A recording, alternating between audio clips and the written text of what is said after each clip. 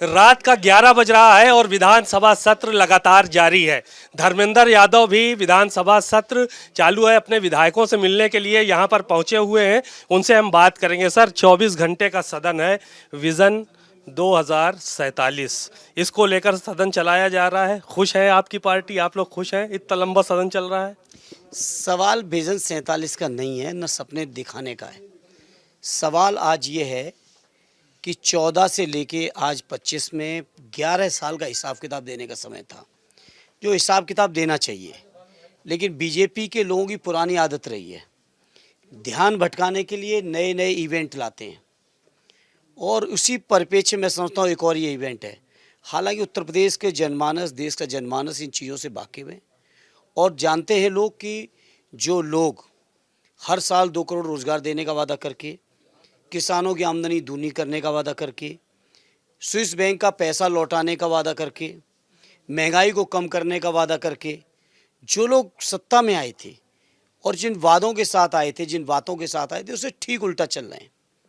इसलिए अब ये चाहे जितने इवेंट करें, उत्तर प्रदेश के किसान, उत्तर प्रदेश के बेरोजगार नौजवान, उत्तर प्रदेश के मजदूर, उत्तर प्रदेश की महिलाएं, उत्तर प्रदेश के जितने भी समाज के अलग अलग तरीके के वर्ग के लोग हैं, सब लोग आज सरकार से हिसाब मांग रहे हैं। और हिसाब देने की स्थिति में ना उत्तर प्रदेश की सरकार है, ना केंद्र की सरकार है। ये डबल इंजन की सरकार ने डबल तरीके से उत्तर प्रदेश और देश को पीछे किया है। आप लोग भी वहाँ पे हंगामा काफ़ी हुआ, बैरिकेटिंग फाड़ना पड़ा अखिलेश जी को और चुनाव आयोग के दफ्तर के लिए रवाना हुआ है। फिर आप लोगों ने गिरफ्तारियां दी। ये इतना हंगामा क्यों करना पड़ रहा है? कि चुनाव आयोग कह रहा है हलफनामा दे के अपनी बात को रखें सीधे। देखिए, चुनाव आयोग दोहरी बात कर रहा है। हमारे पार्टी के राष्ट्रीय अध्यक्ष जी ने, माननीय अखिलेश यादव जी ने 2022 में, आज से 3 साल पहले 18,000 लोगों के एफिडेविट दिए जिन्होंने 2019 में वोट डाला था। 22 में उनके वोट काटे गए और 22 में भी वो लोग जीवित थे। सभी ने एफिडेविट दिए। अभी जब ये एसआईआर पे पूरा माहौल बना और चीज़ें हुई दिल्ली के अंदर, तब भी हम लोगों ने वो एफिडेविट मीडिया में भी सर्कुलेट किए हैं, सबको दिखाया है। पहले उन 18,000 एफिडेविट्स का जवाब दे सरकार, उसके बाद नए एफिडेविट मांगे। फतेहपुर की घटना हुई है, चुनाव आयोग फतेहपुर में घटना हुई, हंगामा हुआ, ये सदन भी बंद रहा, लेकिन अभी तक किसी की गिरफ्तारी वहाँ पर नहीं हुई है। ये जो इतनी बड़ी घटना हुई, पूरा मकबरा की मज़ारों पे डंडे चल रहे थे, वहाँ पे कब्रों पे डंडे चलाए जा रहे थे, सारे वीडियोस मौजूद हैं। ये गिरफ्तारी अभी तक नहीं हुई है, इसके पीछे क्या वजह मानते हैं? उत्तर प्रदेश की सरकार पूरी तरह से शामिल है, भारतीय जनता पार्टी का संगठन शामिल है और उत्तर प्रदेश सरकार के निर्देश पर फतेहपुर का पूरा प्रशासन शामिल है। जब कार्रवाई करने वाले ही शामिल हैं तो वो कार्रवाई क्यों करेंगे? जिस तरह से वहाँ के भारतीय जनता पार्टी के अध्यक्ष ने कप्तान को सार्वजनिक तौर पर डांटा है, पूरे देश ने उन वीडियोस को सुना है, तो मैं नहीं समझता कि सरकार की तरफ से कोई कठोर कार्रवाई करेंगे ये लोग, क्योंकि ये खुद शामिल हैं और देश प्रदेश का माहौल बिगाड़ने के लिए केवल उसी नीयत से इस तरह की ये घटनाएं करते रहे, कराते रहें। आज जब एसआईआर के नाम पे पूरी तरह से ये बैकफुट पे खड़े हुए हैं, तो आपके सामने माहौल बिगाड़ने के लिए, चर्चा बदल जाए, माहौल बिगड़े, लोगों का ध्यान हटे, वो जो एसआईआर पे सार्वजनिक तौर पे दबाव में है।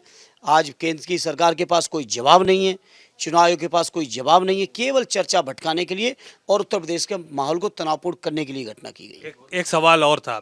आज संजय निषाद ने एक बड़ा आरोप आपकी पार्टी पे लगाया, उसको लेकर हंगामा हुआ, कहा फूलन देवी के हत्यारे हैं आप लोग। हत्यारों के साथ बैठे, संजय निषाद हत्यारों के साथ खुद बैठे हुए हैं। कौन नहीं जानता है बीजेपी के अंदर था कि नहीं वो राणा? इतने बेबुनियाद आरोप, इतने संवेदनहीन हो गए संजय निषाद, और शायद इसीलिए संत कबीर नगर के लोगों ने परिणाम दे दिया। इस तरह की बातें करते हैं। जिन फूलन देवी जी को, जिन्होंने अपने जीते जी यहाँ से लेके यूएन तक कहा, वॉशिंगटन में जाके तक कहा कि सद्य नेताजी ने उन्हें दूसरा जीवन दिया है। एक पिता वो पिता है जिन्होंने उन्हें पैदा किया, दूसरे वो पिता है जिन्होंने उन्हें सम्मान का जीवन दिया। ये बात उन्होंने सद्य नेताजी को कही। कई, मैं समझता हूँ दर्जनों ऐसे रक्षाबंधन आए होंगे जब उन्होंने आदरणीय अखिलेश यादव जी को राखी बांधी। मुझे भी सौभाग्य मिला उनसे राखी बंधवाने का। ऐसी हमारी बहन के बारे में इतने बेबुनियाद आरोप लगाने वाले लोग, जो लोग खुद बैठे हुए हैं भारतीय जनता पार्टी में, वो राणा किसके साथ है? कौन नहीं जानता? कि आप नहीं जानते हो, मीडिया के लोग नहीं जानते, देश में कौन नहीं जानता इन बातों को? एक आखिरी सवाल और ले लेते हैं।